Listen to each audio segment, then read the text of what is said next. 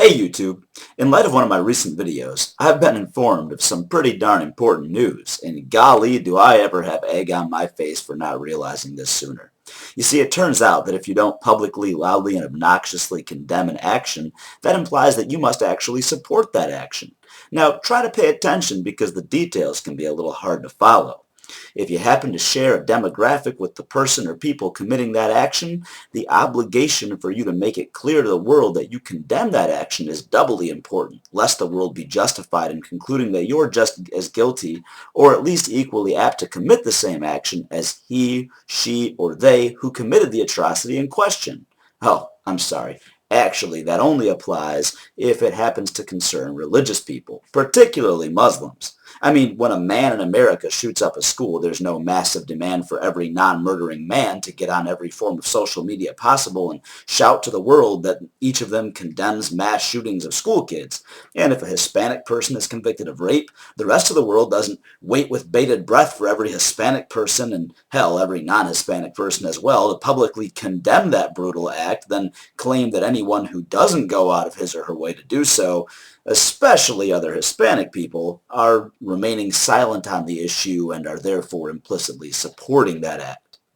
Well, it seems this issue of having to condemn everything with which we disagree is just too fuzzy for me to wrap my feeble mind around it. I was under the impression that a person's YouTube channel and social media outlets were that person's place to say or not say, post or not post, whatever that person feels within the terms of service of that site.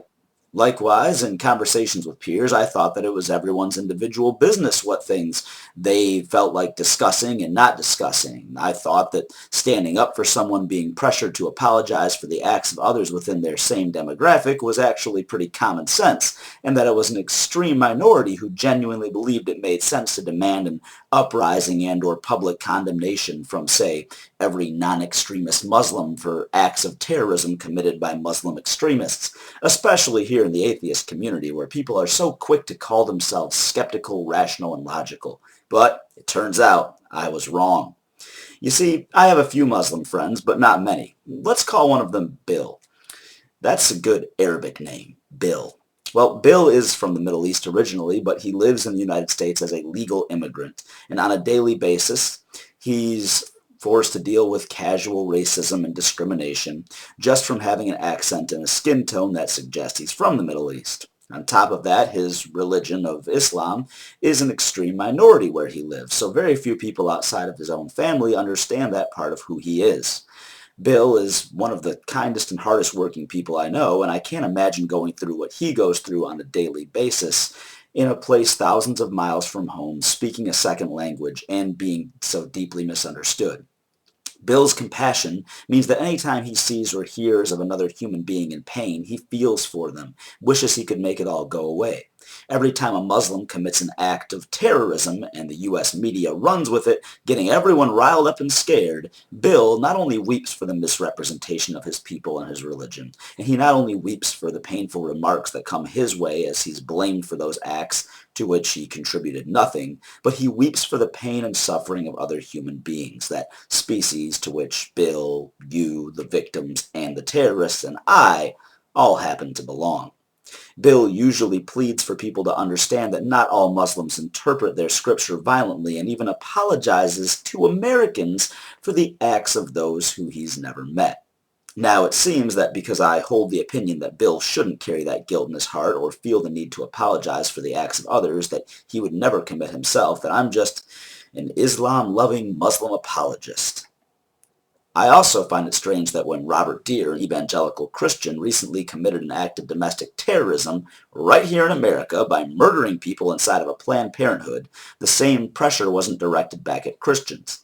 Deere praised abortion clinic attackers as doing God's work and threatened that those who sinned by doing so would die, have their flesh eaten by worms, and their souls lost because if they don't turn to Jesus, they'll burn in hell.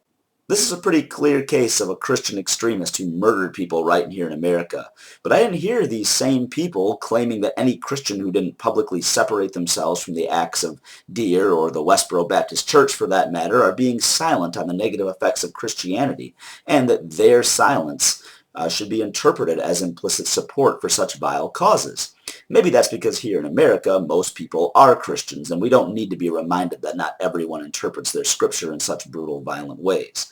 Maybe it's because on average there seem to be fewer violent, extreme Christians than there are violent, extreme Muslims. Granted, Christianity has been forced to water down from its crusade-level violence and culture here in the modern West, where it's most dominant.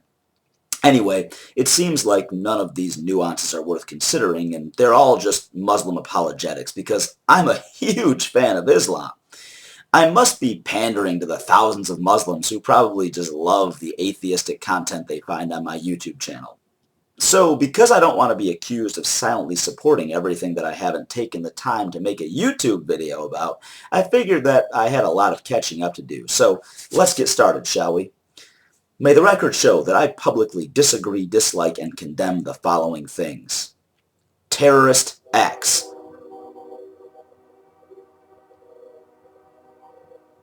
Goddamn trains that interrupt me when I'm trying to make a YouTube video.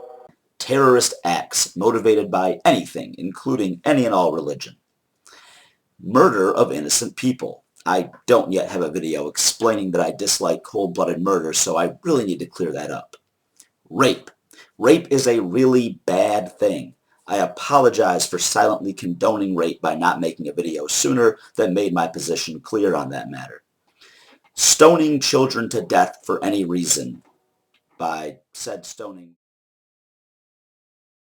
Slavery. I can't believe I haven't made a video explaining that I feel that slavery is bad and condemning it. I'm so sorry for anyone who is unclear on my position on that issue or who completely understandably assumed that I am in favor of slavery based on my silent condoning thereof.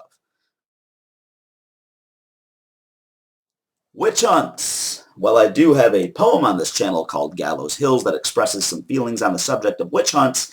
Those words are open to interpretation and exist within a historical context, so I want to be explicitly clear that I find the accusation and murder of people for being witches to be crass and unacceptable in this and any other era.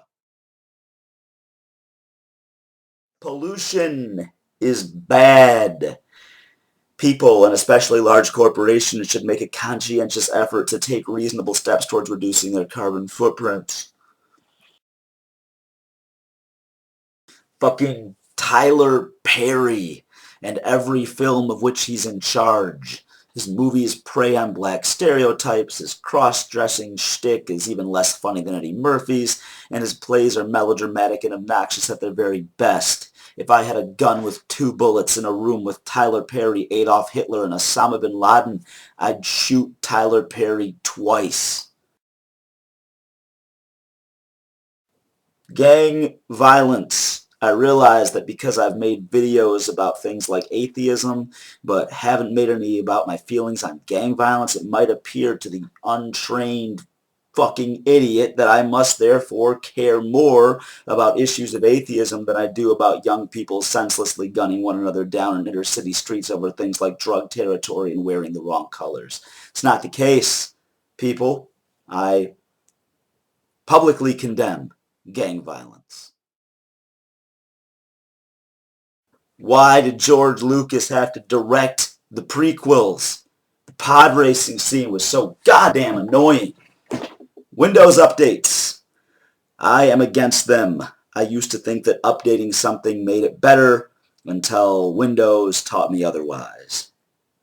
And so, I want to make it clear that I draw a hard line against any updates from Windows.